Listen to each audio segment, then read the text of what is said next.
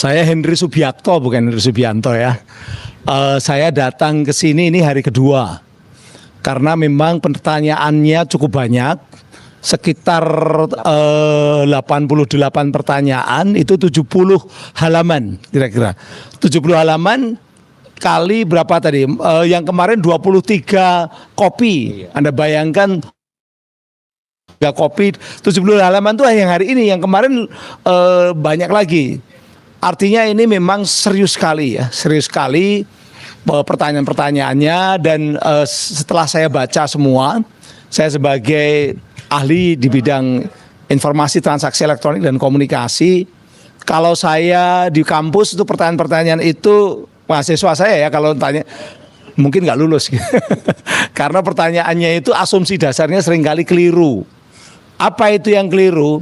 Yaitu adalah ingin memasukkan pasal bahwa mereka yang melakukan analisis terhadap informasi elektronik yang lalu lalang di media sosial itu bisa kena undang-undang ITE.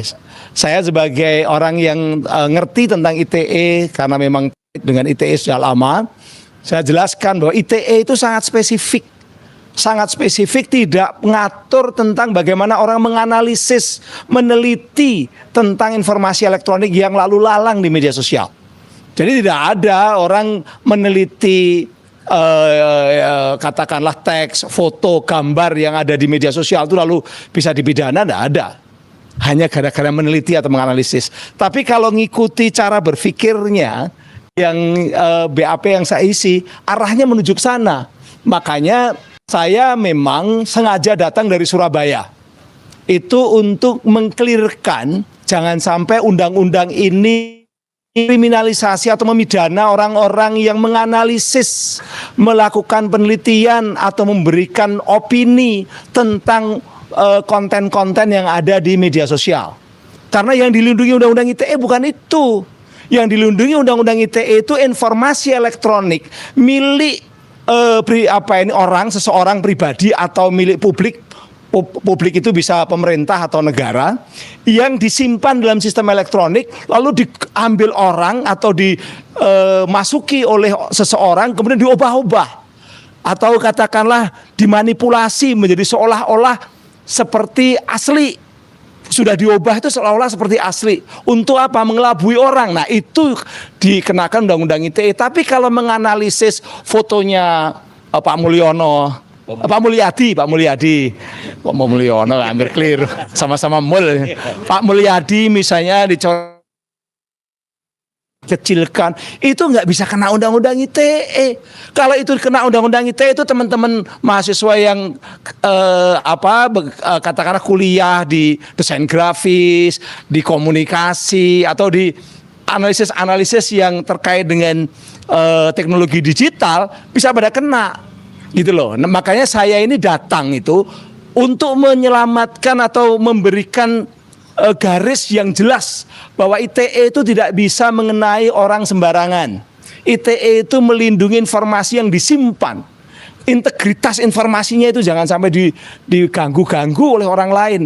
Tapi bukan berarti bahwa gambar yang lalu lalang diupload orang di X atau di Twitter lalu kemudian itu dianalisis, dibesarkan, dicoret, itu lalu kena. Enggak, kalau itu seperti itu kena nanti banyak sekali mahasiswa pada kena. Ini persoalan serius gitu loh. Saya terus terang memisahkan persoalan ijazah dengan persoalan ITE ini. ITE ini harus kita tegakkan dengan benar. Dan itu yang terjadi. Kemudian berikutnya adalah pasal-pasal yang untuk penyebaran kebencian. Itu juga ada. Jadi kalau orang lalu muncul masyarakat yang marah dan benci, itu tidak berarti bahwa pasal 28 ayat 2 itu masuk. 28 ayat 2 penyebaran kebencian itu masuk kalau pelakunya itu dia memprovokasi, menghasut, mengajak untuk orang atau kelompok orang karena ada perbedaan suku, agama, ras. Jadi syiar kebencian, provokasi kebencian pada orang yang terkait dengan suku, agama, ras, minoritas, difabel dan sebagainya. Bukan sekedar kalau ada orang marah lalu ini kena, bukan. Dan setelah ada provokasi, harus terbukti provokasi itu memunculkan kemarahan. memunculkan kebencian. Jadi harus ini namanya delik material gitu loh. Bukan hanya sekedar ada perasaan orang marah lalu lapor lalu ini harus kena, enggak gitu ya. Termasuk juga pasal-pasal tentang penghinaan, pencemaran nama baik. Kalau Anda tersinggung, Anda merasa dinilai buruk, katakanlah begitu, orang menilai, orang memberikan opini, itu tidak bisa disalahkan juga, walaupun opininya salah. Jadi katakanlah begini, ada orang menilai, oh ini keliru ini, oh ini ijazahnya palsu ini, itu menilai. Nah, ini kalau dia adalah penilaian itu berbasis riset, berbasis sebuah metode, walaupun dia salah atau dia benar, ini namanya opini, tidak bisa dihukum. Itu yang saya jelaskan. Kenapa? Karena ya kita tahu dunia sekarang adalah dunia media sosial, terlalu banyak orang menilai.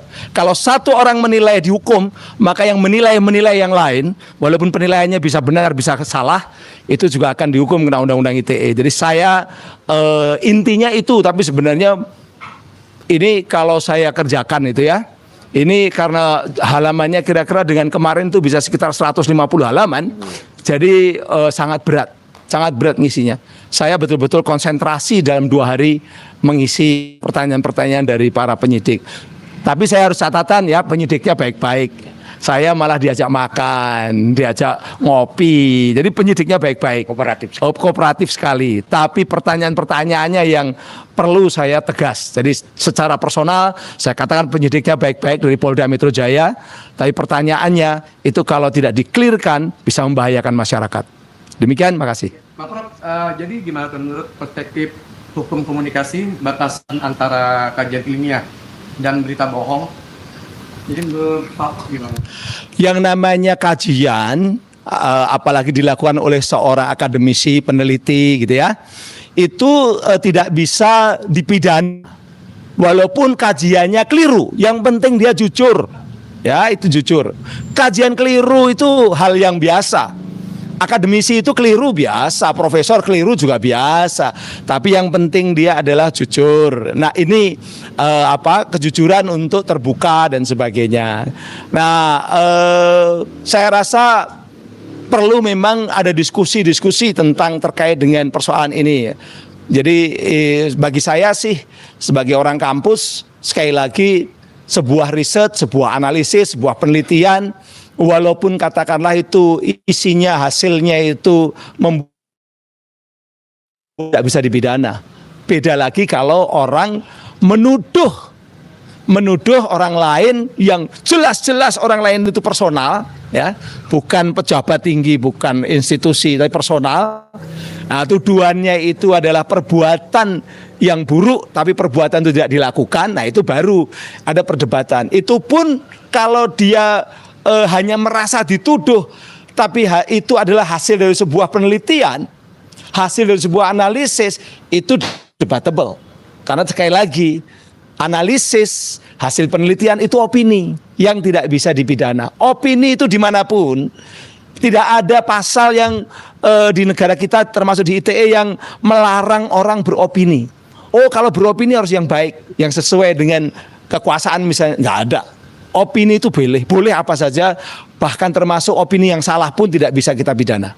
Pak izin, kalau memang soal ini berarti secara tidak langsung teman-teman dari RRT ini tidak pantasnya untuk dipidanakan karena kan tadi lupa opini, bisa dikatakan seperti itu. Menurut opini saya tidak bisa dipidanakan. Saya sebagai orang yang selama tahun 2007 sampai 2022, jadi sebelum Undang-Undang ITE dibuat, saya sudah ada di kementerian, termasuk diskusi-diskusi tentang ITE, bahkan saya pernah menjadi ketua panja untuk revisi pertama Undang-Undang ITE.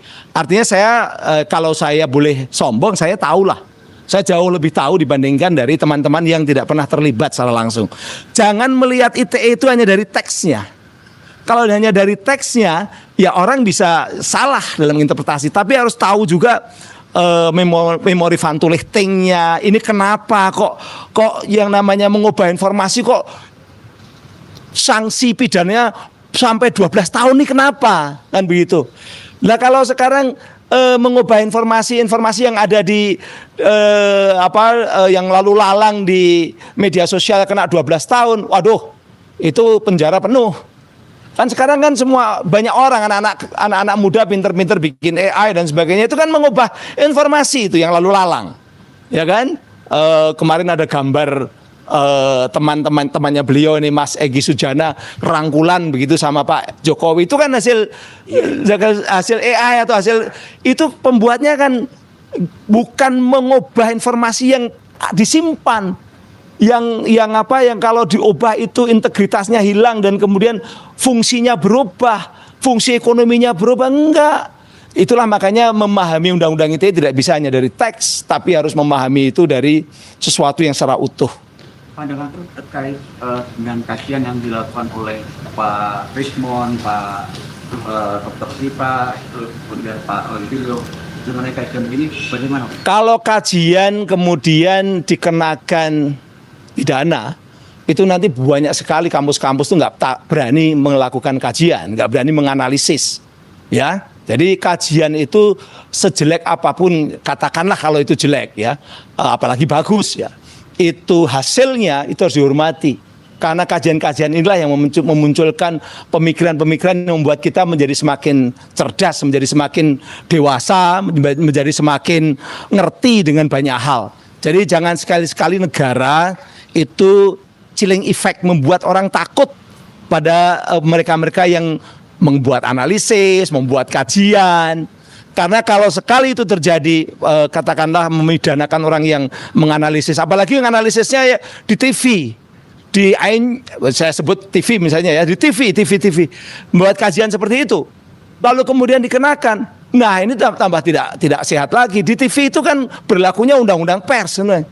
Harusnya kalau ada yang tidak setuju kan sudah ada yang mengcounter, ada hak jawab kan begitu kan. Nah, ini seperti itu. Walaupun memang di TV itu kadang-kadang kemudian dipotong-potong lalu ada yang nge-share, yang ngirim-ngirim di media sosial. Tetap itu adalah berlakunya pakai undang-undang pers, bukan pakai undang-undang ITE. Jadi sekali lagi di era demokrasi ini memang ya kita harus bisa menerima perbedaan.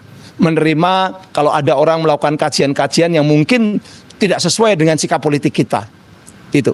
Kalau yang dilakukan oleh Pak Roy Suryo dari kajian Pak Roy Suryo sendiri, Bapak melihat apa? Sama saja Roy Suryo, Pak Rismon maupun Bu Tifa sama saja. Dan setelah saya jadi ahli ya, pasal yang dikenakan juga sama kok untuk tiga-tiganya. Pasal yang dikenakan itu tiga-tiganya sama persis. Ancamannya sama persis dari 12 tahun sampai yang paling ringan 2 tahun. Jadi sama persis gitu ya. Jadi tidak bisa kita beda-bedaan, padahal masyarakat kan melihat beda-beda kan begitu kan. Nah itulah makanya ini perlu diklarifikasi bahwa nampaknya memang tiga-tiganya diberi bobot yang sama atau mungkin target yang sama. Oh, ini kan menurut pihak saya mengatakan bahwa adanya kajian ini secara tidak langsung agak menyinggung kredibilitas dari Pak Jokowi. Ya bikin kajian baru, kajian sendiri. Jadi biasalah kalau ilmiah itu kajian dilawan dengan kajian. Jadi bikin kajian baru, tunjukkan ke apa ini perbedaan dan saintifiknya dari kajian-kajian itu. Semakin baiklah kalau nanti ada kajian yang berbeda dari yang dilakukan oleh saudara RRT ya. RRT itu akan makin baik dan itu akan membuat masyarakat makin cerdas. Gitu kan. Tapi selama ini kan masih mereka yang bikin kajian. Saya berharap dari saudara-saudara yang berbeda itu bikin kajian. Nanti tidak berpengaruh dengan kredibilitas dari Pak Jokowi. Berpengaruh, kalau itu sih berpengaruh. Tapi ya kenapa sampai berpengaruh? Karena nggak ada kajian yang mengcounter. Iya. Gitu loh. Ya, itu kalau mereka memang cinta pada Pak Jokowi, bikin kajian yang mengcounter gitu loh. Jangan hanya kemudian diselesaikan dengan hukum. Akhirnya lalu hukumnya ditarik-tarik. Ini nggak ada hubungannya yang namanya pasal-pasal yang dipakai itu dengan kajian tadi. Kajian itu dia mengkaji apa yang ada di media sosial. Itu mahasiswa juga banyak mengkaji yang ada di media sosial. Dosen-dosen juga banyak gitu loh. Nah kalau itu kemudian menjadi presiden di hukum, kena ITE, nanti akhirnya mahasiswa, dosen-dosen juga bisa kena. Kalau kajiannya dianggap merugikan gitu kan. Bukan seperti itu. Ini mengkaji seperti itu tidak ada hubungannya dengan pasal 32, pasal 35, apalagi pasal 28 ayat 2. Juga pasal 27A.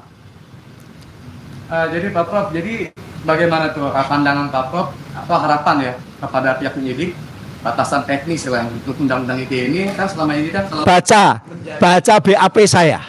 Baca BAP saya. menjadi alat untuk utama. Baca BAP saya karena memang selama ini terus terang mohon maaf ya, undang-undang ITE dipahami secara salah bukan hanya oleh aparat penegak hukum, tapi juga oleh aktivis-aktivis. Aktivis juga pemahamannya salah. Karena apa? Mereka baca ChatGPT. ChatGPT itu dasarnya dari kasus-kasus yang selama ini banyak sekali kasus-kasus itu salah. Kasus seperti yang Anda pernah lihat itu yang apa sekarang baru ramai tentang Rudy Kamri misalnya, itu kan juga salah gitu. Itu yang udah di pengadilan loh ini, udah sampai Mahkamah Agung loh. Apa yang whistleblowernya. Nah, itu kan berulang-ulang, dulu juga ada di Aceh, dulu ada di mana-mana gitu loh. Jadi kesalahan-kesalahan yang berulang itu akhirnya oleh ChatGPT dianggap kebenaran. Mahasiswa belajar undang-undang ITE dari ChatGPT salah. Karena di situ hanya apa yang teks yang muncul di dunia digital yang di quote. Makanya hati-hati. Nah, makanya kenapa saya datang, saya dari Surabaya, dari Universitas Erlangga Surabaya datang untuk mengklarifikasi ini bukan semata-mata bantu RRT.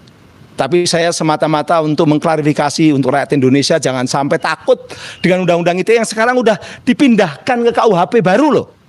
Normanya masih ada di KUHP baru, sebagian masih ada juga di ITE. Jadi nggak ada yang hilang, nggak ada yang dihapus.